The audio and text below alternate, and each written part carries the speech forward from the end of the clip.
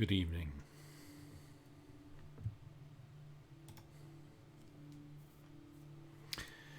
All right. Let's start.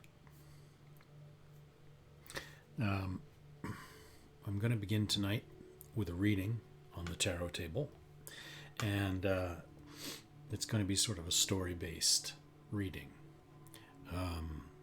to kind of see what the story is for the next couple of days. It doesn't really tell anyone what to do. It just tells the story, the tale of the few days.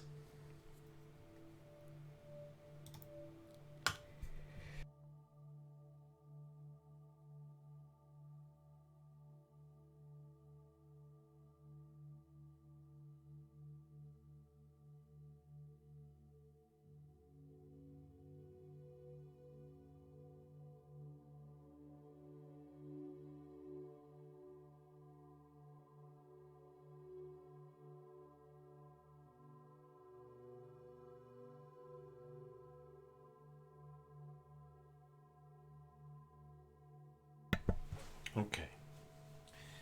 So,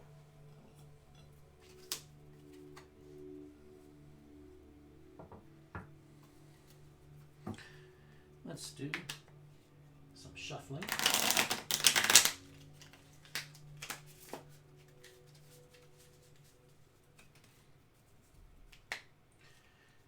Now, the story is going to have a couple possible ways of going, a couple possible endings.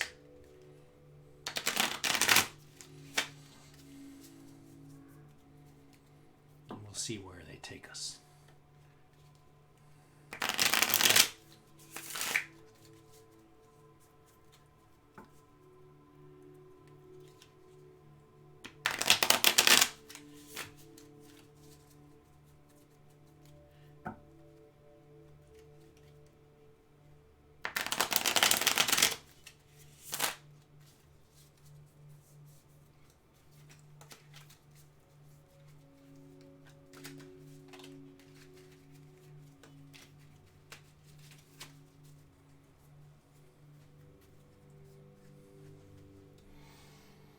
All right. To start with, we have a recent ending.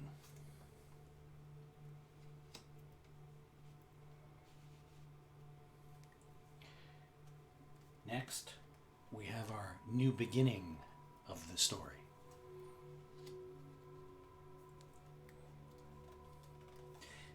Then we have a present moment. Now,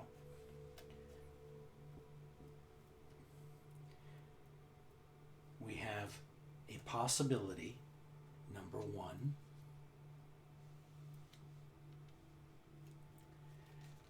and a possible ending for number one.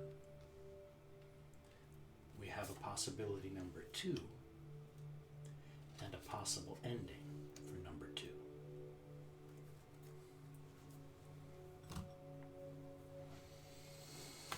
Recent ending is very interesting because that's the no name card, often referred to as the death card. It's really not. It's basically the new season card. It's the new planting card, the new crop card, the fertilization for the next year's field card. That's a recent ending, and what it indicates is it is a death card in a sense, but it doesn't really signify the death of a person.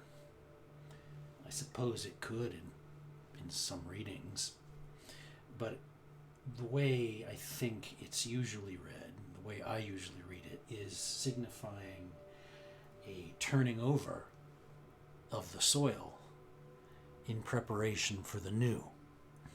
So something is leaving us and we're getting ready for the next thing. And yes, something dies, but it's a component, it's a piece Um, it's a scenario, a situation, an attitude.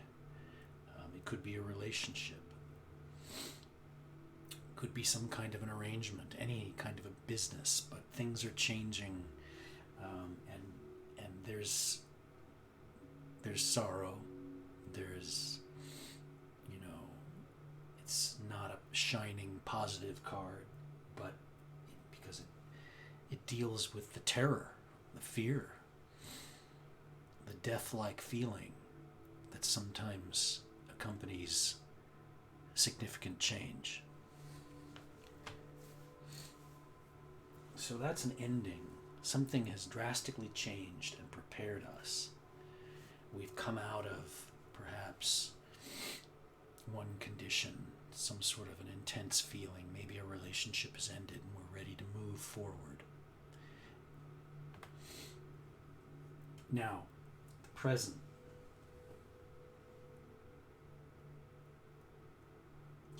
This is our main focus at the moment.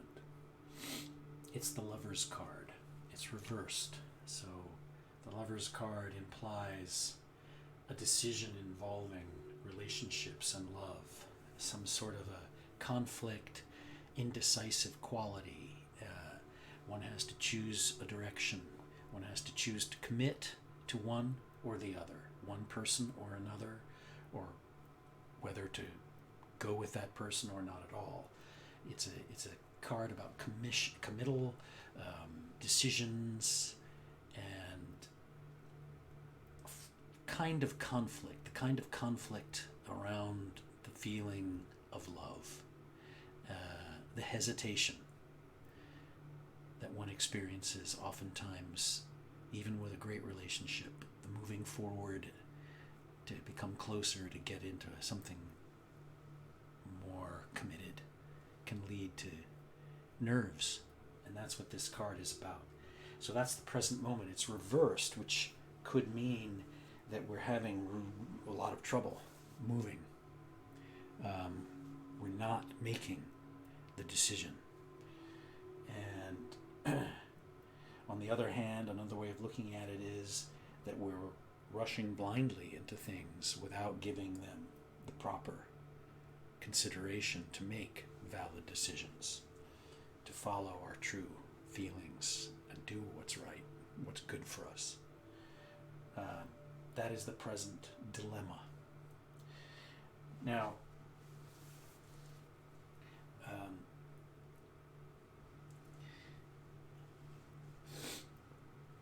I'm sorry, I'm pointing at the wrong card. The present is, I'm sorry, it's this card. This is our new beginning of our story. This is what our story starts with. This is our present moment. The present moment is the Queen of Wands. And the wands are the fire element, the passion element, the passion, the drive, the creative drive behind everything we do, all creative endeavor, relationships, the sensual aspects of being alive. And this queen she has a very sort of a calm, quiet strength in her creative force. She's nurturing, she understands herself. And this is the card of intuitive understanding of one's drives and powers and the ability to handle them and enjoy them and control them and use them for sort of fertility in all realms, bringing things forth, bringing them up from nothing. Now it's reversed, so we have a hold up here. We have some nervousness.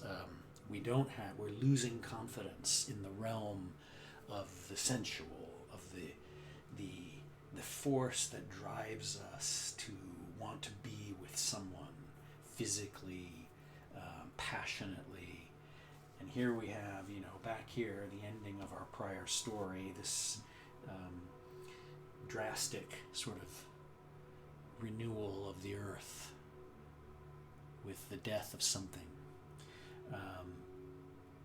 And then we have the beginning of our new story with great hesitation and inability to make a decision regarding love. And here we have in the present moment a very related concept, which is lack of confidence in our driving force, in our passion, in our sexuality, perhaps. That's part of it. So let's begin the set. Now, the other point to make is that these two cards are archetypal cards. These are very significant. This present moment dilemma with the reversed Queen of Wands is sort of more representative of a more temporary condition. It can also represent a person, whereas these cards are more representative, more deep-seated parts of us. And this card here, this is something that is going to pass pretty shortly, but it's something we have been dealing with recently. Now, the beginning, one possible beginning of the new story, the new chapter, is the Tower. And the Tower fits with this card. These are very much related. They are new beginnings. They are upheaval and change. This one is more interested in something has been killed. Something has died.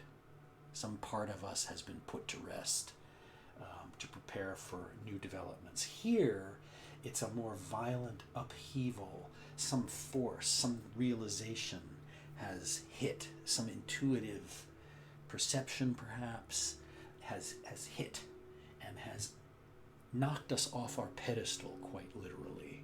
And we are falling head over heels now. And it's not a negativity. It leads to what comes next after this change, this massive, surprising change. What is the next thing? Well, this is a powerful change because it's a major arcana card. The next thing here we see is the Eight of Wands reversed. Now, the 8, of course, is the number of sort of a creative, energetic, successful work. It's success. It's joy. It's creativity. It has things in common with the other, even like the 6, which is attraction and pleasure. Well, the 8 is the sort of very similar, but more energetic pleasure, success. But you are moving toward, you are applying something when you get to the 8. So you're applying, you're trying to put your creative forces to work.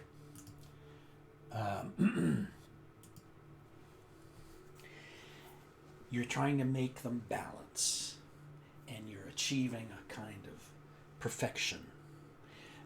But if it's reversed, you are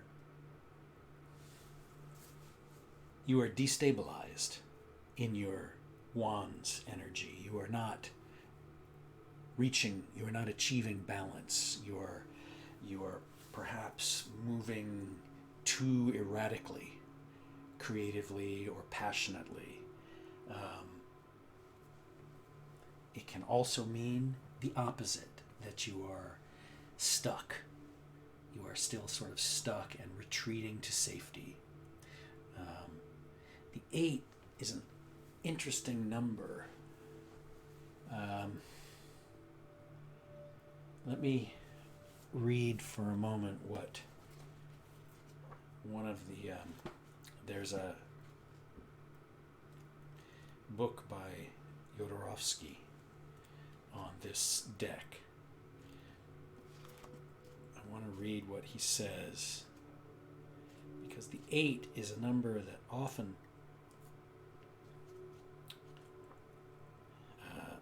here we are. Okay, the perfection in this center is displayed by extreme concentration, things reduced to their essentials, represented by the 2 cut flowers. Cut flowers, one on top and one on bottom. Creativity has become extremely focused. This is the perfection of someone who knows how to draw a circle in a single line. In sexuality, we reach sublimation, pure creative energy.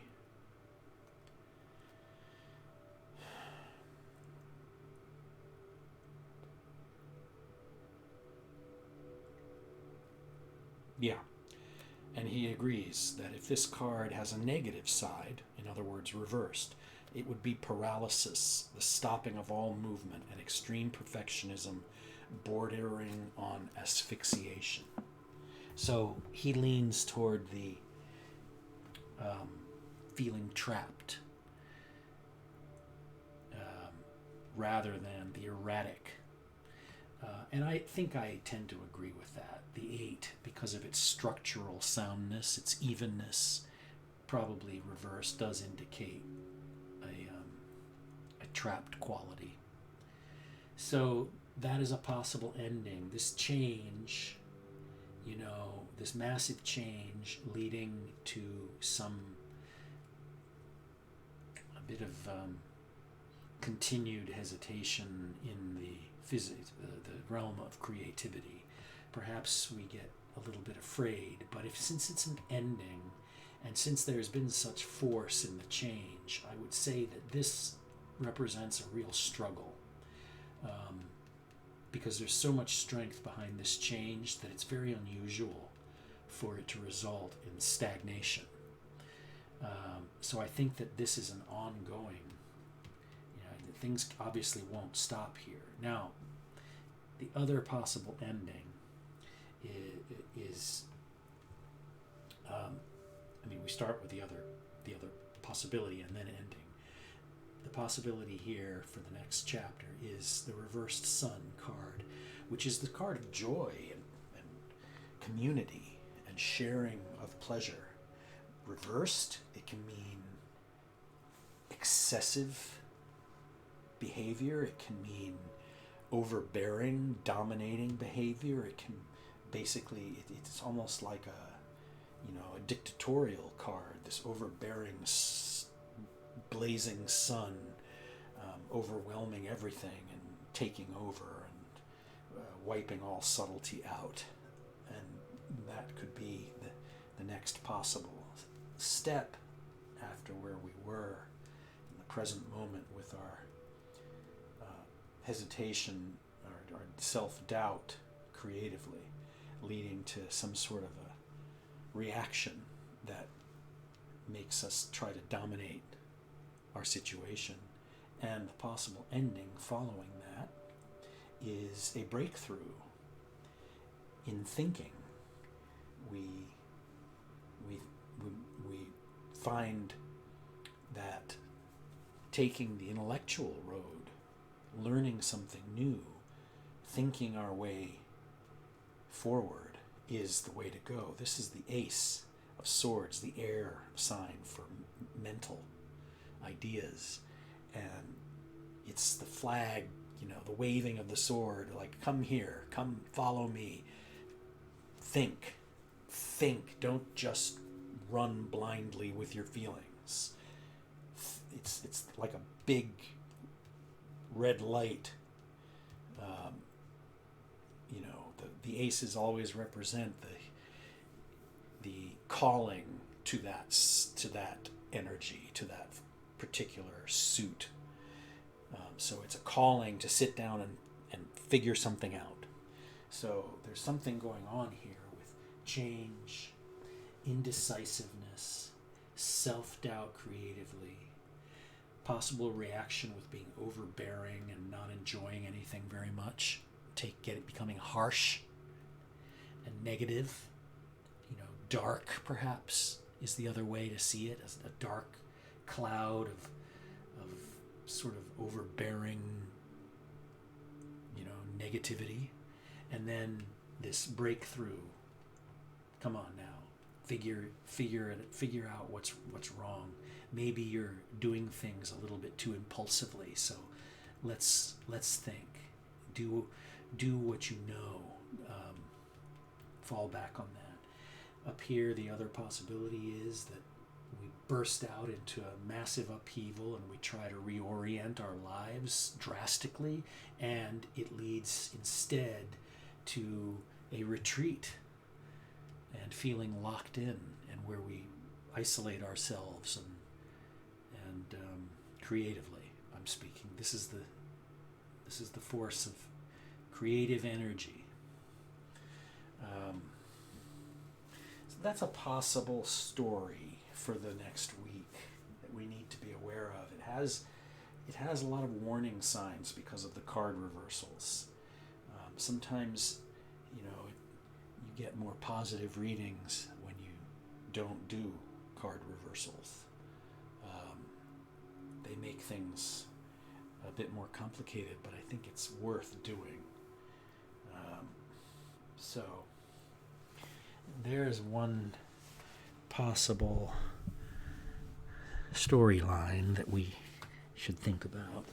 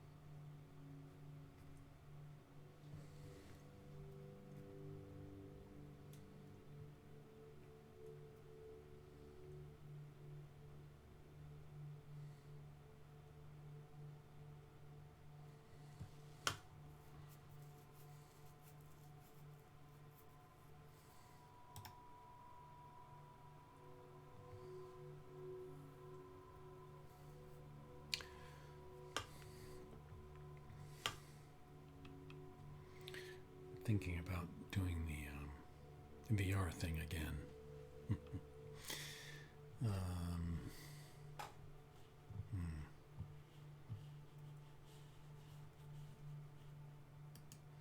Yeah, let's go into VR. Just have a quick look around.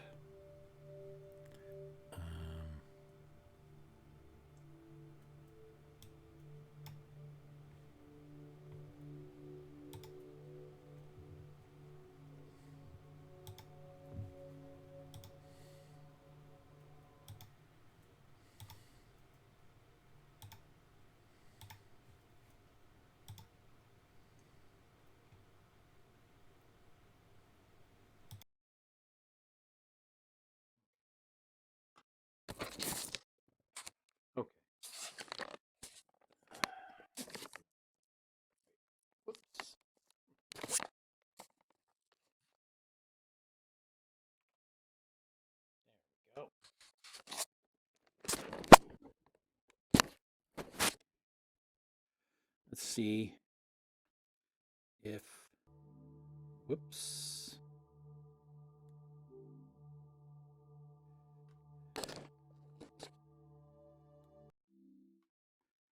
Okay.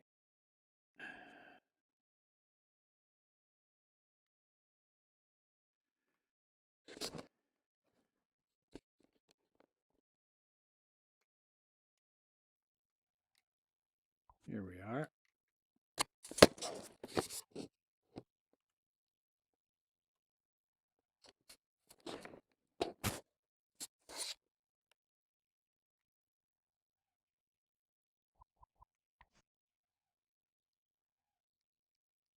I'm going to go and turn the screen on.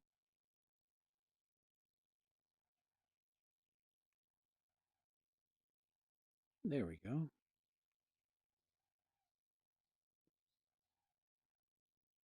Ah, it's nice. Now, if anyone shows up, I'll give them a reading.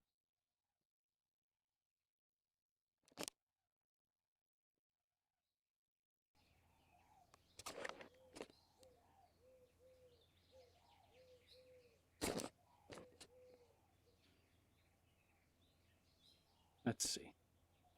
Any people around? They usually show up if they see somebody's in the world in its listing. This is Alt Space VR. It's a VR social hub. And you'd be amazed how many people I've actually met and talked to in here. And given readings to. It's really fascinating.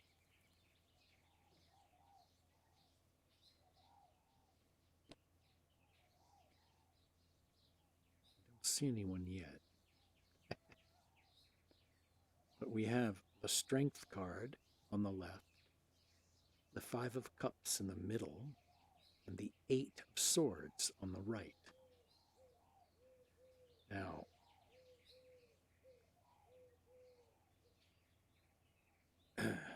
I don't want to really get into the reading unless there's somebody here.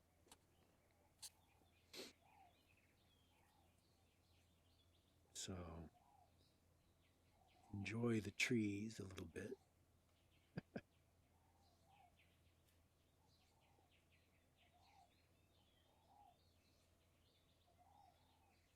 Yeah, my little tarot world is still here. It's been a couple years. I've had this thing going in here. You build your own worlds in here if you want. I mean, some people do. And then people can come and visit. And even when I'm not here, they can stop by anytime, wander around by themselves. They can't move anything, but they can come here and enjoy the space. If you go back here, you see the column.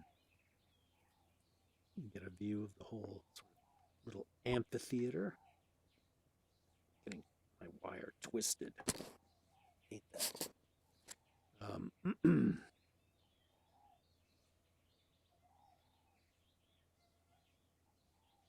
Yeah, it's sort of nice. I mean, these things are a little cartoony still at this point, but it is a space.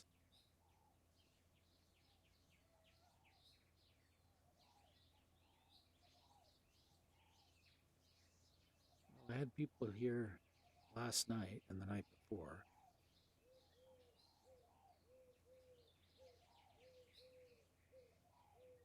Somebody's got to pop in here. Maybe I should open a portal. See, if I go to the campfire, which is the main hub, I can open a portal and invite people to come. I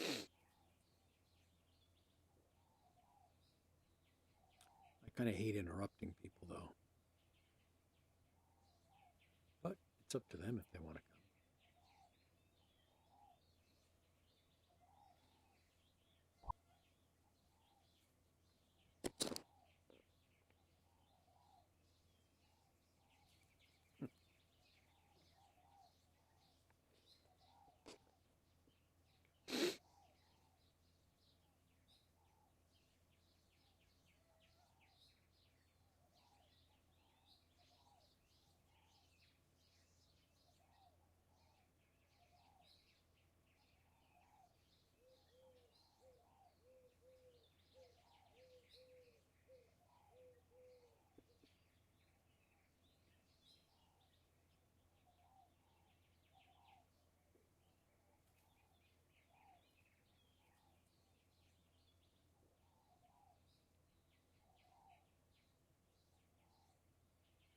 I walked through the fire.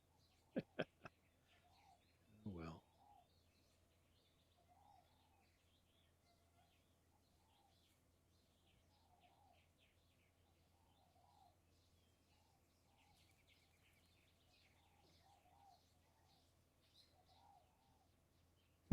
Must be a slow night.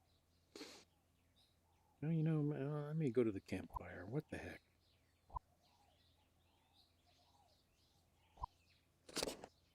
I can do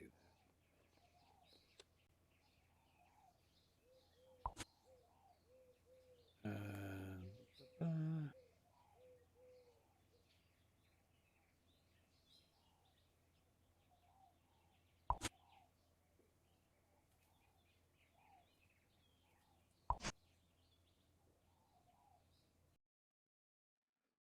Now,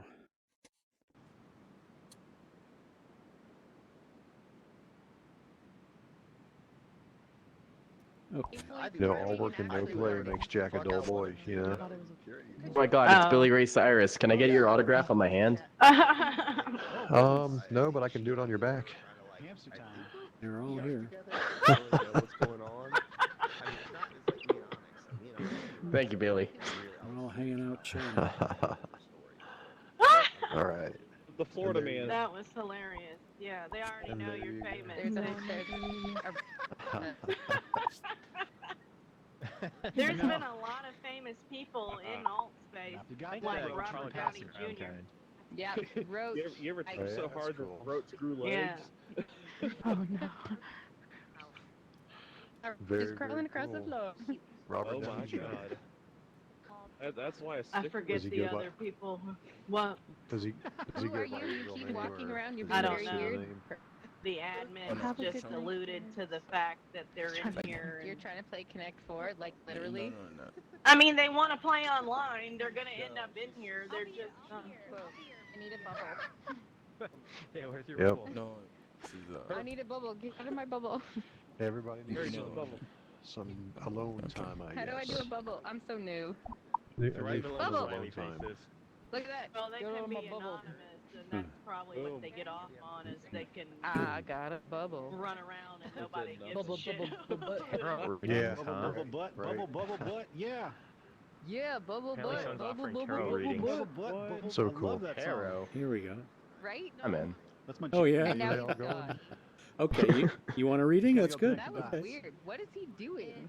Yeah, that'd be Tarot great. Man, people are You weird. can He's have talking mine. about this. He's All right. probably They are. getting ready People to. are so fucking weird. You are very He's probably fucking trying to buy a weird. house. Come on, Billy Ray Cyrus. Let's go. Right? And Princess Bubblegum from that one TV show. Is the market that- as insane where you you are do- as it is here? It is what I do. Where do you? I know. Where are you? Crazy Like where you are. Oh my god, it's ridiculous. Yeah, I'm gonna pass on 140 the over, tarot and that card. wasn't even it.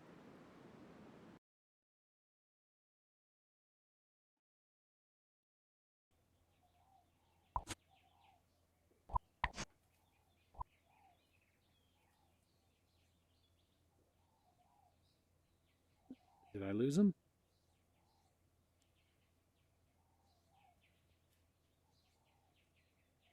Did he show up? Oh, he must have. Yeah, he was going to come in. Oh, there we go. Can you hear me? Oh, hello. You can hear me? Yes. Oh, For a good. second, I was thinking palm readings, and I was going to be like, how are you going to read my palm with no lines? No, it's, No, That- that's what you need to advertise. You need to advertise the palm readings to really get people confused. yeah, it would be brilliant, actually. And then actually do it. But see, okay, so I'll give you a reading. It's not a long, it's just a 3-carder. And Okay. it's basically what I do is I have a web page, and it's over there on the table. There's my web controller, and I have a little JavaScript on there, and it shuffles the deck every time I press a card. So I can go over here and I can change the cards. Like, you see that? Yeah. I'm trying to. I hate. I'll be honest, just about the only cards I'm familiar with the meanings are really, I think, the Watchtower, the Tower, and that's about it. Well, okay. So actually, what I'm going to do here is Does this include both arcanas, or is this just a minor? Or Oh no, this is the entire deck. I'm going to switch. I'm trying to get out of where I am. Okay, so let's do it again. Aha. Okay. All right, so let's say this reading is ooh, the Wheel of basically, Fortune. yeah, it's a good card. Let's say this reading is to sort of give you an idea, sort of something to think about, a path to consider for the remainder of the week. It's very simple. Okay. And so what you have on the left is a card that is like a waning influence, an influence that is ready to leave you alone. It's ready to recede into the past. The middle card is something to think about right now, and the right-hand card is something to think about going forward into tomorrow. So on the left, the receding influence, the Wheel of Fortune, and what that card is basically signifying the need to take control to make a next step. That's why there's a mechanical device there with a handle. It implies that the person, you or me, has to actually grab the handle and make the effort to move forward in whatever the next chapter is. It could be anything that is most concerning you at the moment, whether it's work or relationships or something you're doing creatively, or something to do with your family. But it's basically saying, look, if you don't reach out and take control of this with your own power, nothing will happen. And these lazy creatures will just sit there and continue to gloat, and you'll never get to the next page. Oh, so this influence, this thing, I have already taken control of it and it's fading away because of that. Is that what you're saying it could Well, be? Or it's about to become a bit less of a concern. So what it would suggest on the positive end of the spectrum is that yes, you have realized, you have come to some determination that yes, I do need to make these choices myself. I can't just wait for the wheel to turn. I can't just sit on the sofa and expect life to sort of come to me. And that's sort of suggesting that this is not something you don't know. You get this. Whether or not you're fully capable of doing it yet, that's not as important as understanding it. But that's something that you're kind of moving past now. So you're saying, okay, I get that. I know what I have to do. Now, the present moment, what I'm actually dealing with is a slightly less influential card. It's a court card. And this can represent a person. It often does, but quite often it just represents a more temporary condition for yourself in your own personality and behavior. And that's the Queen of Wands. Now, the wands are the creative force, the juice behind what you do, the juice behind like passionate feelings. It's the fire symbol. It's like what drives you to write the great American novel, or crave an incredible meal out at the best restaurant in the neighborhood. That fire sign. And the Queen is the symbol of understanding and nurturing, confident control. She's mastered these arts. She's mastered her passions. She doesn't run from them, but look how she so casually just sort of has them slung across her shoulder. And she's just like kind of like very easygoing about it, and it's no big deal to her. She's like in control of it. So this is something that you're saying like, okay, I get that I need to move the wheel. I get that I need to take the next step, call the guy and get the interview, that kind of thing. Now, I get that, and I also know that I have this innate ability to control my creative energy, to master those forces. I know I have that. So where is that going to take me next? That understanding that I need to change and my innate ability to handle these forces. Well, it's leading me straight into the Eight of Pentacles. The pentacles are the coins. They are the physical realm. They are where you make your money, your bread and butter. They're where you like put food on the table, take care of your body, you know, go to the gym, do everything that's sort of down to earth. And that eight is a number. I was just discussing a number earlier tonight, but that's the number of the sort of the pleasurable, concentrated expenditure of your energies and talents toward what you know you need to do. You're able to bring all of your strength to bear on something and fully concentrate on it.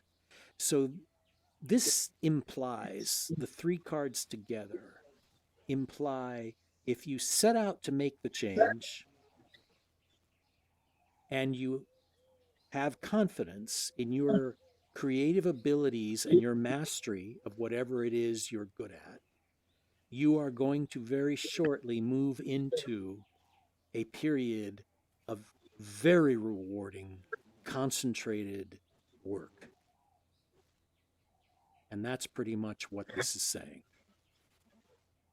If we're going to look, Wow, I see why people go to, I see why people go and get their fortunes read now. Yeah. Well, and that's the thing. I always look at it as being something that doesn't tell you whether or not a boulder is going to fall on your head tomorrow.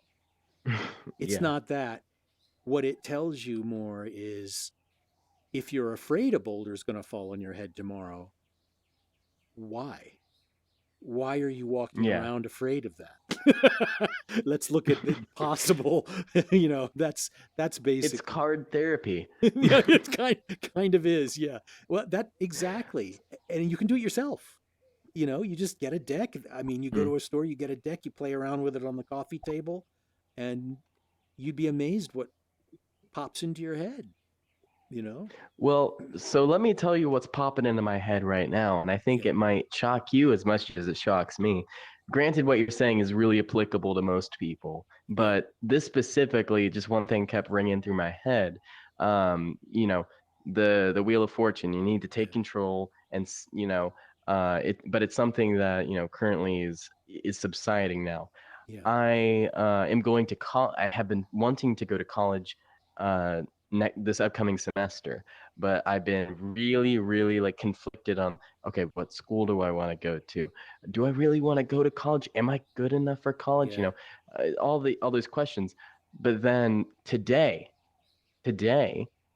I committed to the college that I'm going to go to and said I'm going.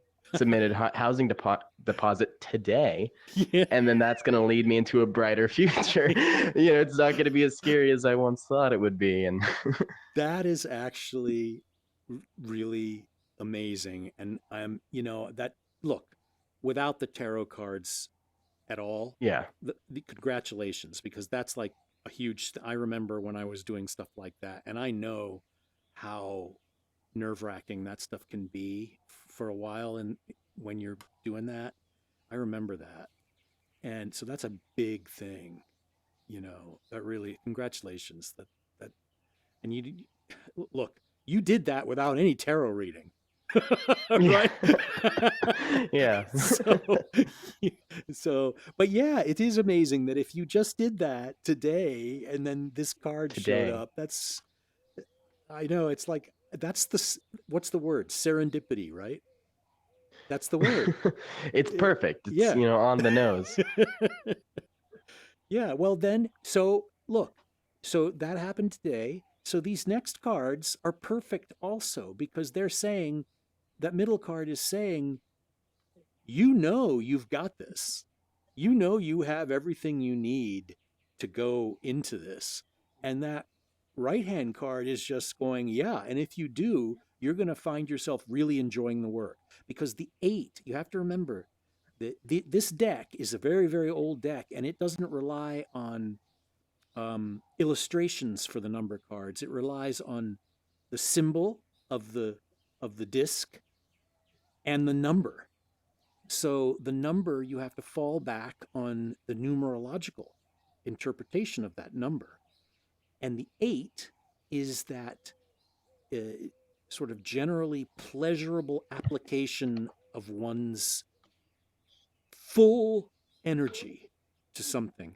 So there you have it, man. If you're going to college, you That's can't. my full energy. Quite literally requires your entire energy. So Yes. Well, that is a scarily accurate.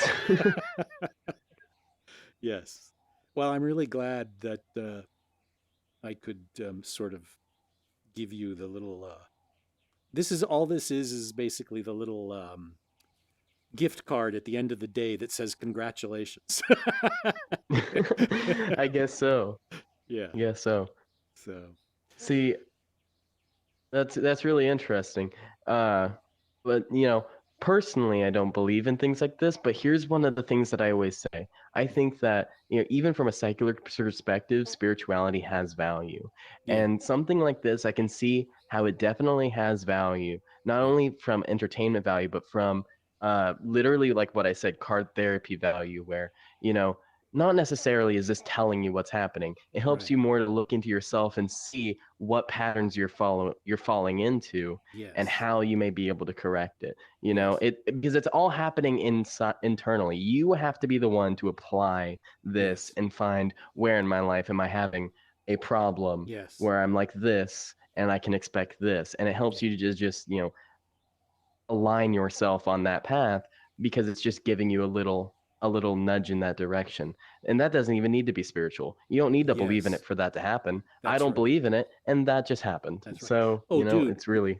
Look, I'm a software developer. So when I'm not doing, I have to be very rational and like logical, you know what I mean? And so it's like, and that's, so I look at this and I'm like, okay, well, what is it about these cards I like? Well, I don't think that the fortune teller down the street calling themselves a psychic, telling people whether they should, spend all their money on a diamond ring next week. I don't think that's real. But what I do think is that people worked a long time on these images and made them relate to, they made them symbols of certain forces they recognized, just the way a great writer recognizes those forces and puts them in literature, or a great painter recognizes them and puts them in painting. Well, that's what this card is. It's a series of images that are symbolic, and they may create some sort of a reaction. Like they may cause a bubbling up of ideas that you might not even realize until 3 days later or a month later. You might go, oh, exactly. You know what I mean? And it has nothing to do with like having some woo-woo belief in like magic. That's all like nonsense. Okay, I'm glad we can agree on that. Yeah, it's all nonsense. These are psychological tools, really. Tools. They're tools, yeah. And I just think and some decks I don't like. I just think that they're just not as attractive as others. This deck I like. One of the reasons. Wonderful because the pictures themselves tell the story. Yeah. Yeah. This is very old. This is an old French deck that evolved out of an even older Italian deck from like the 1500s. Do you have a copy of the Gardner deck in here? No, I don't even think I own one in the physical world. Yeah. Describe it. I think the Gardner deck, isn't that supposed to be the really, or am I getting that confused with this Rider? I think it's called the Gardner deck. Well, there's a Rider Waite deck is the Rider Waite. That's what I'm thinking of. Yeah, and I was getting confused with a different Gardner guy, but yeah. Well, the Rider Waite deck, I have that, of course. Everybody has that. It's much newer than this. The Rider Waite deck goes back like to the 1800s.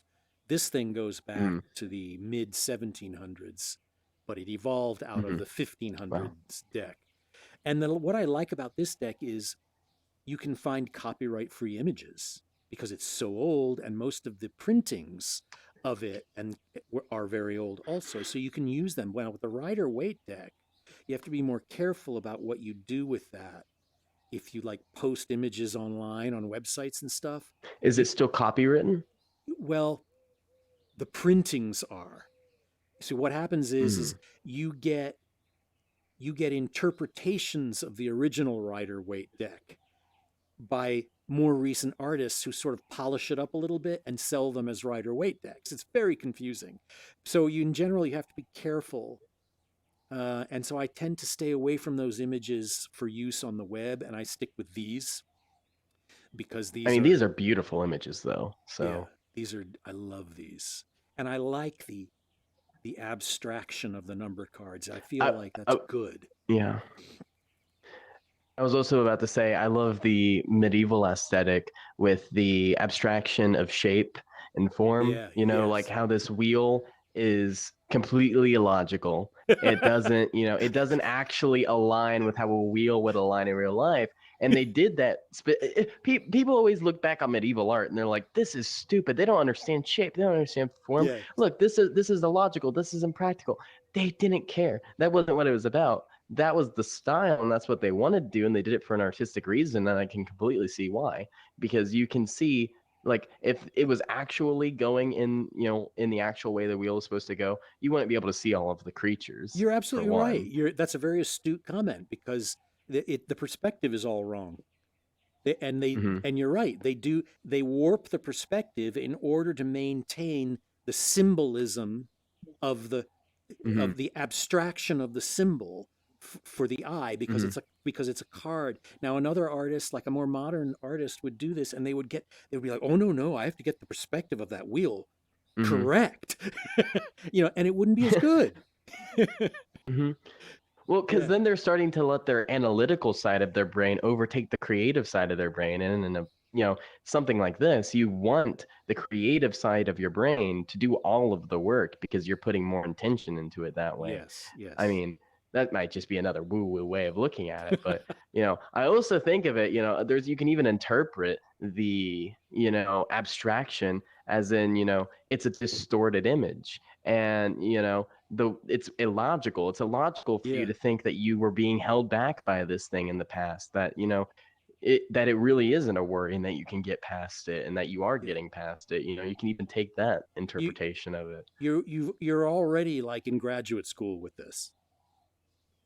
So you're going to do fine. Thank you. You're going to do fine in college. Trust me. You're like so yeah, just keep up that kind of thinking. You'll sail through college no problem. So Thank you a lot. yeah, yeah. But no, I love things like this. I'm myself, I don't have, I grew up in a very religious household, Yeah. but myself, am not religious. So I find myself attracted to eclectic spirituality, not as something I necessarily believe, but I love to study and see its impact, and how, people have been using these things as tools for thousands of years, Yeah. because, because they understood the mind Yeah. more than 17th century philosophers and scientists understood the mind. Yeah. They, the scientists were, I mean, granted, today we know a lot more, but people would speculate and see how wrong people were for so long, and we just now finally started to get it right, because even in the 1950s we were poking giant sticks into people's brains thinking that that would make them more docile. But people back then, all the way back in the 17th century, knew that you could get these impactful, progressive, and character building ideas out of your brain by using these cards. Yeah, exactly. It was a tool. Yeah, absolutely. And it's fun to read the books. There's some really good writers. If you want to find out more about tarot, I was just recommending earlier. The filmmaker Alejandro Jodorowsky? He made Holy Mountain. Well, you probably don't know. No. He's a Chilean French. He's like 90 years old now, but he wrote a book on the tarot, and he uses this deck, and it's really a fascinating read from the perspective of someone who's an artist, a filmmaker, Hmm. and a writer. And Hmm. that book is what sort of got me originally thinking, wait a second, this is just one vast creative enterprise. This isn't fortune telling, this is an artistic Yeah. endeavor. Yeah.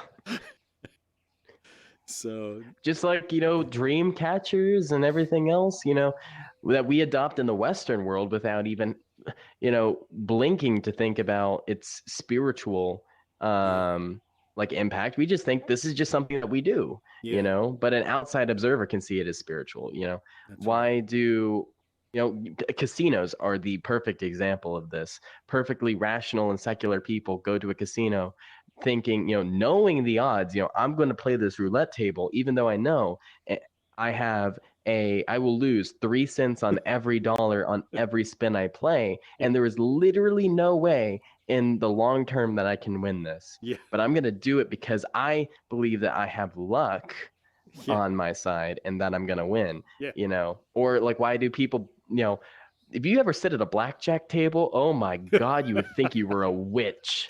You would think that you were a literal hexing witch because you sit down, and if you were, by God, if you were the last sitter, if you're the one at the edge of the table and you like draw when you're not supposed to, the entire group will just start cursing you. They're like, you just ruined the hand. Now the dealer's gonna draw a bad card. God forbid, don't say the number 7 at a craps table. I once did. I played blackjack Oh no. in Vegas, and I won. Oh No, no, no, no. no, no. I was a total newbie, and I won Mm-hmm. $40. And I said, okay, thank you. I can now go home and say that I won in Vegas. And I left the table, and I was like, that's $40. And of course, I immediately went and spent it on dinner, but still. Hey, the casino paid for your dinner. That's right. Yeah, that's the way I saw it. So, but it's funny. I was just like the cards. The same people that will use a deck of playing cards and go to Vegas and lose $20,000 and not be able to pay their mortgage will look at a deck of tarot cards and go, "Oh my God, that's so absurd."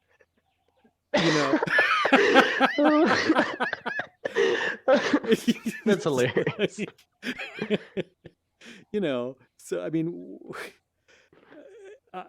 frankly, I'd rather look at tarot cards and not get anything out of them than lose my money in Vegas. There's a lot less risk going into this, I think. Yeah, I mean, that's true up to a point. There are tarot people that are There are.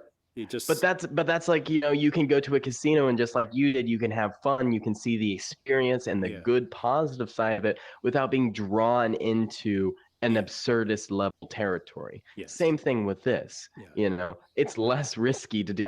If someone was like, okay, I'm a gambling addict or I'm a tarot addict, I would much prefer them to be the tarot addict than the gambling. I would rather live with the tarot addict. Absolutely. Yeah. My wallet would feel safer with the tarot addict. Yes, for sure. That's an important lesson in life, I think. All right, so I'm gonna head out of here. I've been in here a little too long. I'm gonna start getting my VR motion sickness if I'm not careful.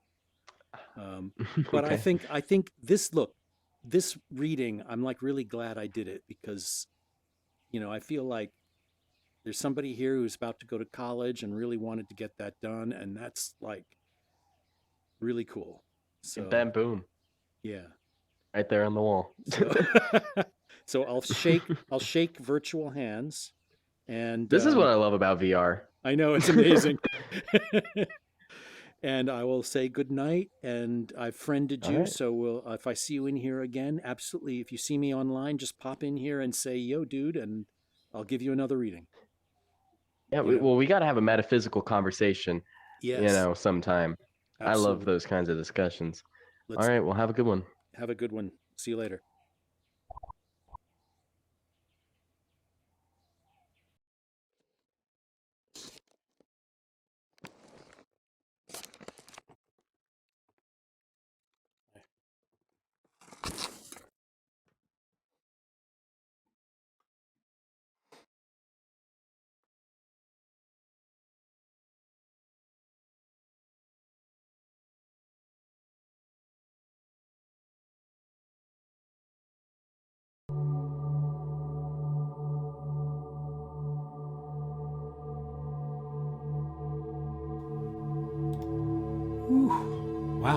been in VR.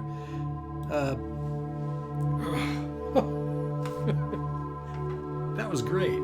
It's, my hair is like, I have VR hair. That was great.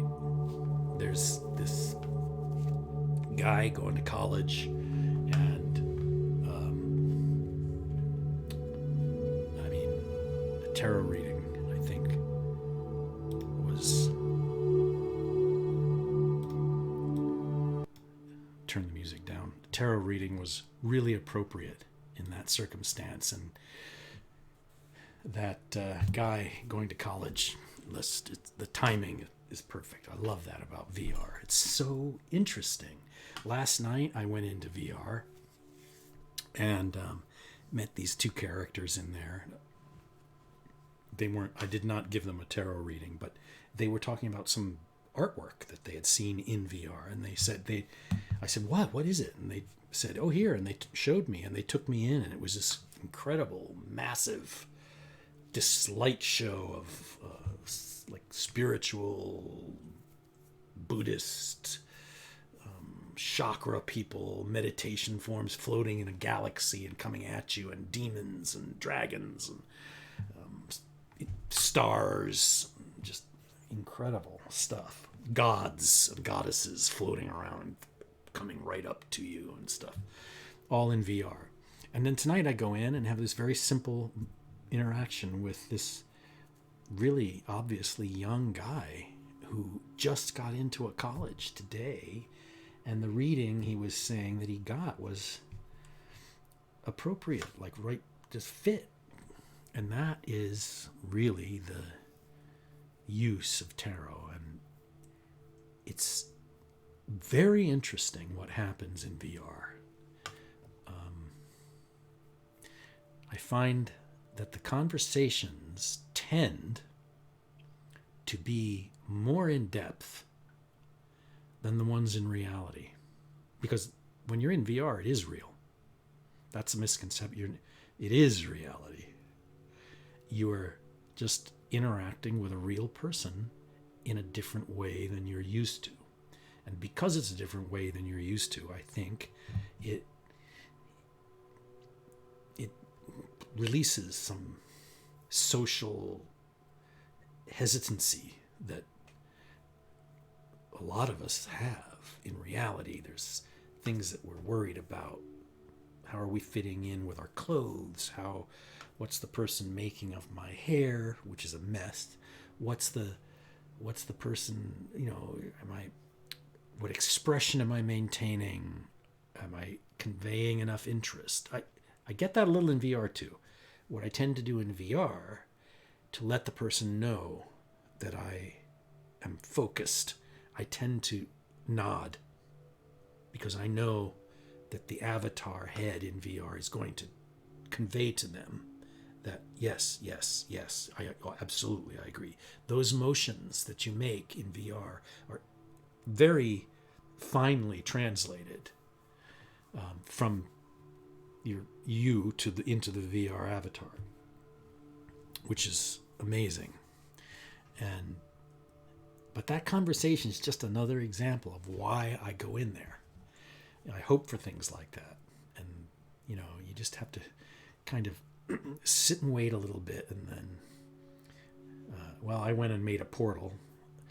One person took the trip into the portal, and it turned out to be this guy, and he's I think, and he wants to have further talks. See, this is the thing, when you meet people and talk to them, and you do a tarot reading, if you're engaging them honestly without bullshit around it, they respond like human beings, and they want to talk, especially if they're intelligent and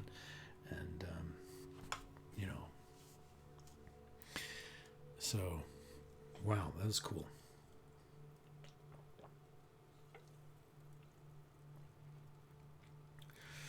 I get hot with that headset though.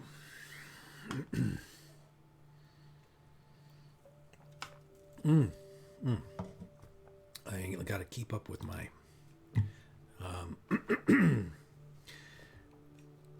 snail trail. Sorry, VR has me all. Yes, just do the. You can ask a question. Yeah, try the Q thing, snail trail. Do the little Q thing for me if you would. I want to make sure it works. You type !join to get into the queue. Can you do that?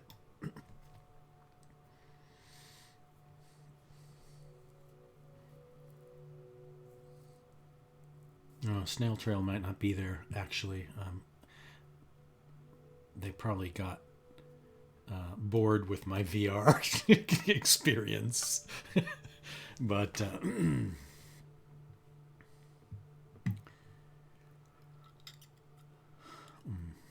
oh well. Can't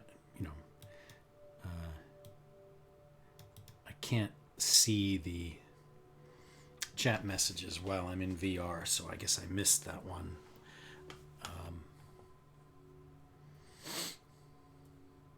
Maybe that's the next step, is feeding Twitch stuff into the VR world. Oh. Well, we'll see. I have this music playing that I put it together today. And I'm, it's it's my effort at making meditation music. And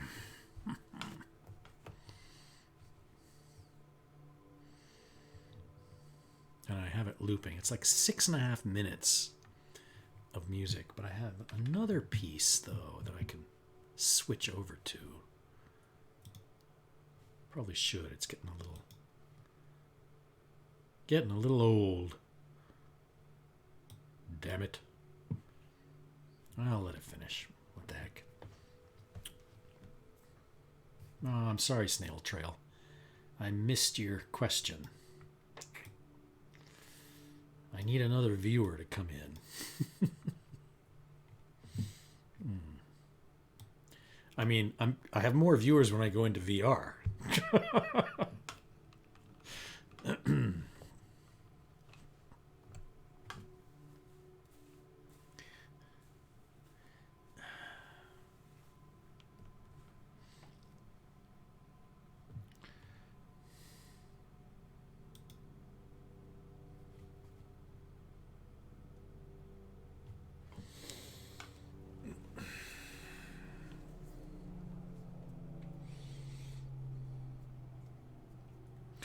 Well, I was mentioning a book to that guy in VR that I enjoy. There are some really well written books on tarot. Some of them are very inspiring. I even find some of the more, some tarot writers like to be sort of jokey and hip, and, that's cool.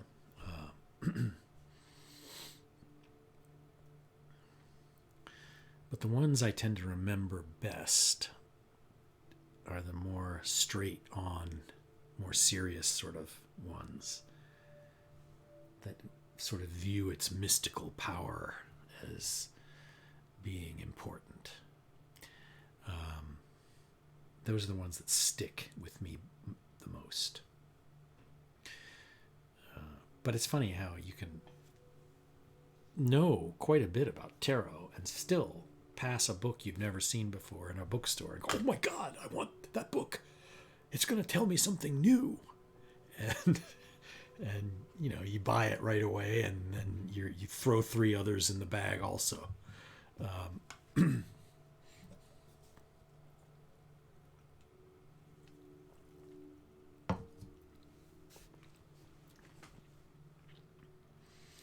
I do that stuff all the time.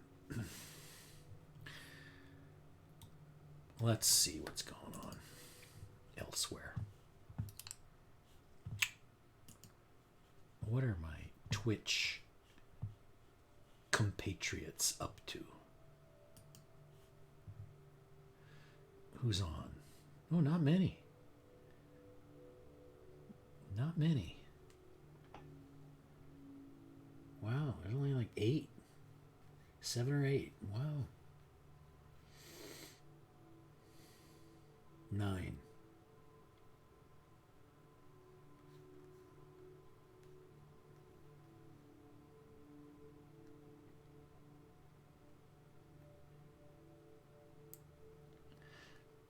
I bet these other tarot people would think I was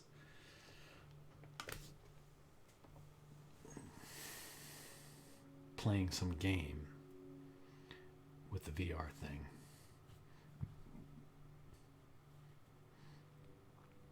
But I take it seriously for some reason. Well, the reason is, like, tonight. That was a serious, good, beneficial reading.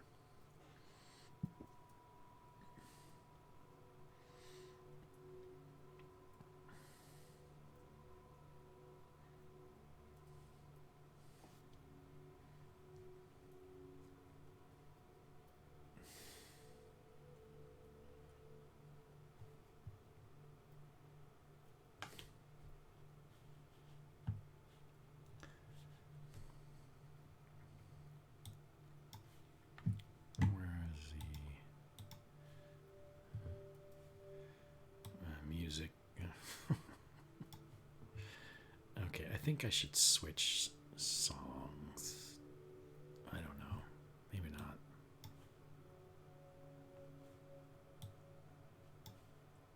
Is there any reason to switch?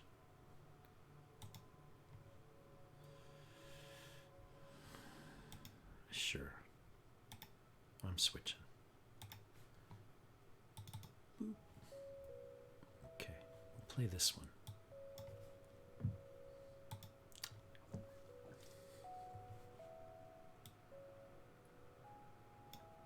There.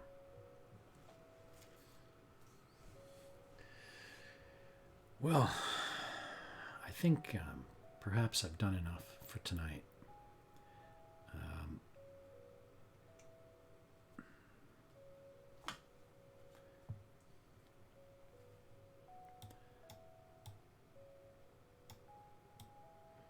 I can't quite think of where I want to go.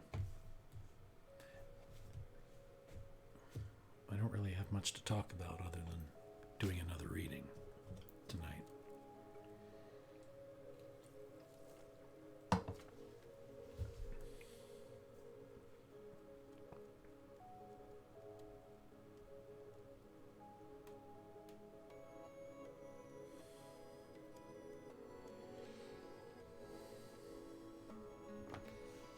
Let's quickly read a little. What was the Wheel of Fortune? Here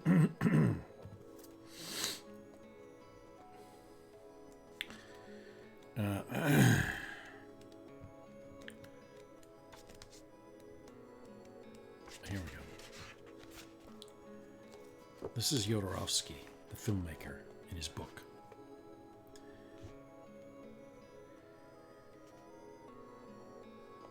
Wheel of Fortune number 10 terminates the first decimal cycle of the major arcana. Its circular shape and the handle attached to it indicate its primary meaning.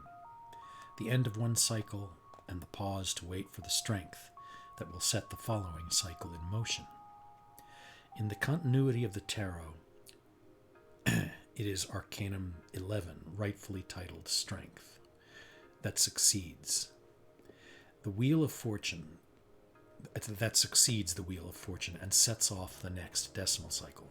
More than any arcanum, the Wheel of Fortune is clearly oriented toward closure with the past and expectation of the future.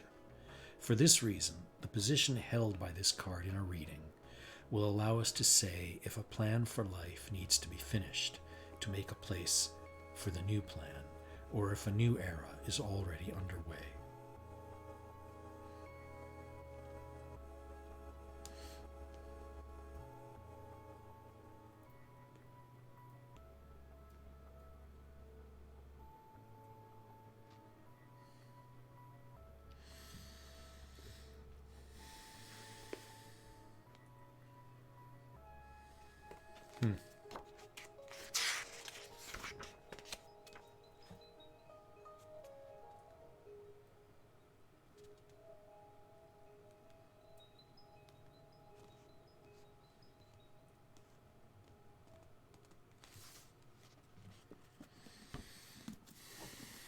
That's a sample.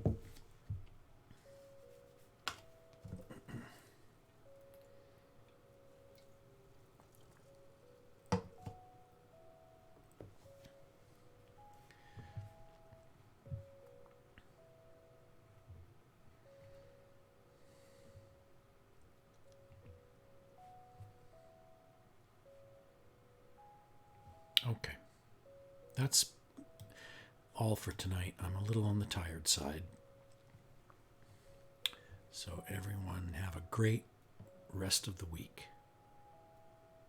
Good night and enjoy the cards.